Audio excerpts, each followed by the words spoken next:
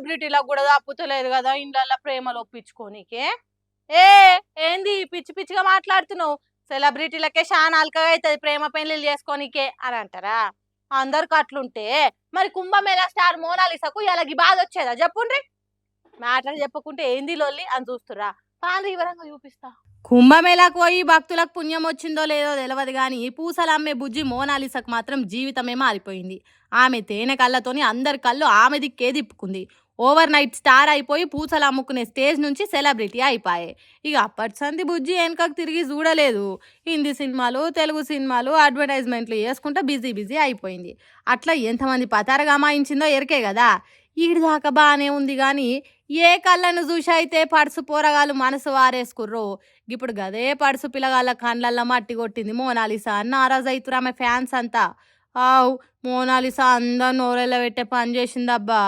Furman Khan అనే కేరళలో ఉండే పిల్లగాంతో లగ్గం చేసుకుంది.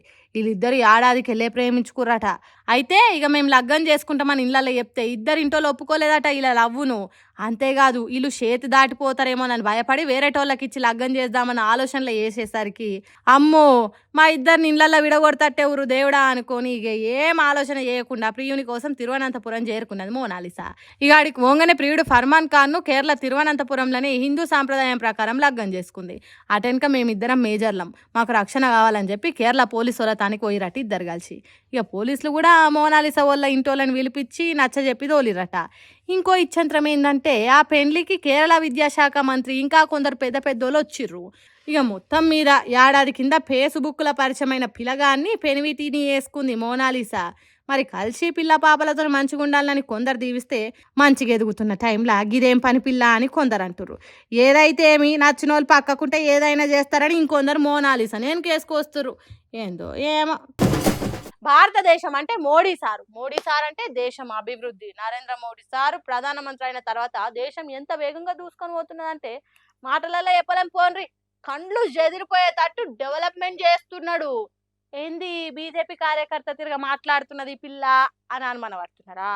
జర ఆగుండ్రి, జరా సబర్ కారో, ఇది చూడండి.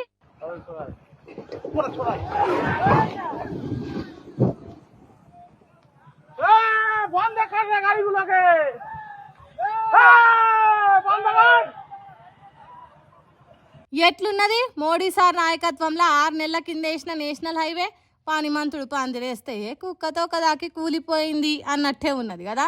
చిన్నపిల్లలు ఇసుకతోని కట్టుకున్న పిట్ట గుళ్ళైనా కొద్దిగా గట్టిగా ఉంటాయి కావచ్చు కానీ పశ్చిమ బెంగాల్ రాష్ట్రం తూర్పు బర్ధమాన్ జిల్లా మెమారి అనే ఏరియాల నేషనల్ హైవే దుర్గాపూర్ ఎక్స్ప్రెస్ గిట్లా గాలిబుడుగా వెళ్ళినట్టు కూలిపోయింది. ఎంత మంచిగా కడితే గింత మంచిగా ఉంటుంది చెప్పుండ్రి.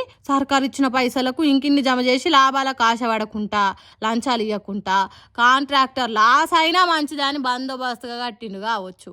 అందుకే ఎక్కువ చెదరకుండా గింత మంచిగా ఉన్నది నేషనల్ హైవే. రోడ్డు ఇట్లా గూలి కుప్ప పడుతుంటే కూడా పైనుంచి బండ్లు, బస్సులు, కార్లు, ట్రక్కులు పోతున్నాయి. లేచిన గడియ మంచిగా ఉన్నది కావచ్చు ఆ హైవే మీద ప్రయాణం చేస్తున్న వాళ్ళది. ఎవ్వలకేం కాలేదు. రోడ్డు పేకమేడ తీరుగా బిల్లగా ఊలినప్పుడు ఏదైనా బస్సో కారో పోయినుంటే ఎంత ఘోరం ఉండేది. వర్షాలు లేవు, వరదలు లేవు, భూకంపాలు అంతకంటే లేవు. అయినా ఇట్లా ఊలిందంటే కట్టినోళ్ళు, కట్టించినోళ్ళు, ఆఫీసర్లు ఎంత మంచిగా పనిచేసినరో తెలుస్తున్నది కదా ఈ వీడియో చూసి. హవ్వ కింత ఘోరం ఉన్నదా మోడీ సార్ ఏలువడ్ల అవినీతి అని ఎవరన్నా నేరు మీరు తప్పులా పడతారు. ఎందుకంటే ఇది కూడా దేశం కోసం ధర్మం కోసం చేస్తున్న పనులలో భాగమే. కాబట్టి గిసొంటి ఎన్ని జరిగినా లోక కళ్యాణం కోసమే అనుకోవాలి. కాదని మీరేమన్నా అన్నారనుకో కత్తులు కడుపులో కూర్చున్నట్టుండే కామెంట్లు పెట్టే దేశభక్తులు రెడీగా ఉంటారు. బీజేపీ సర్కార్లో ఎంత అవినీతి అన్నా జరగని అది దేశం కోసం ధర్మం కోసమే తప్ప ఇంకోటి కాదని నోరు మూసుకొని ఉండాలి. సరేనా?